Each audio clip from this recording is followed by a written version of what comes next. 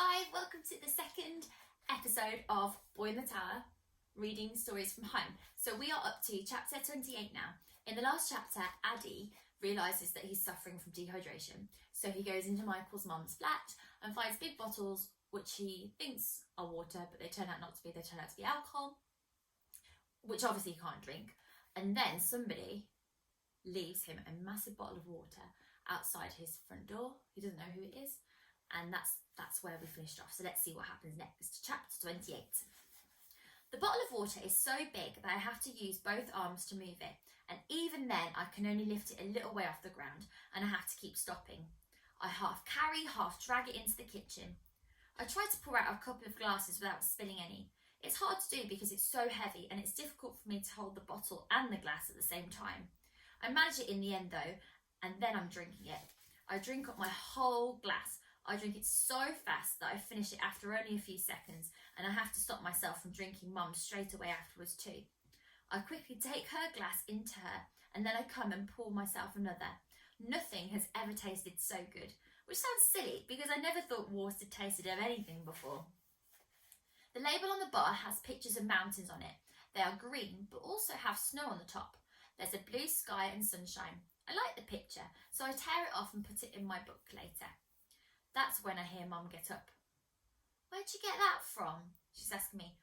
"I found it outside," I say. She goes to the kitchen and I hear her try to turn on the taps. It's a squeaky dry sound. "Mum, the taps aren't working anymore. Have some of this water." "Why aren't they working? Oh, we'd better get them fixed." She yawns loudly and then drinks 2 whole glasses of water without stopping. She doesn't know, I think. I thought maybe she might have heard some of the news through the walls or looked out of the window, but she can't have. She doesn't know that everything has changed. I suddenly want to ask her if we'll be all right, but instead I tell her that. "We'll be all right, Mum." "We will be, Addy," and she kisses the top of my head. There's a moment as she walks back into her room when she pauses ever so slightly, like she's going to change direction and walk up to the window to see what the world is doing. But she carries on walking and closes the door of her bedroom behind her, and I feel glad that she didn't look. It might be too big of a shock to see outside. There's not much left now. I take another glass of water, luxuriating in its wetness as I swirl the liquid round my mouth. Then I start to ask myself who brought it to our door. Was it the rescue people who had come to get us? But why hadn't they not? Why did they only leave us water? I have to go and find them, whoever they are. I leave the flat and walk up the stairs. The lifts aren't working like everything else. I decide I'll walk past every flat from the top to the bottom to find who left us the water.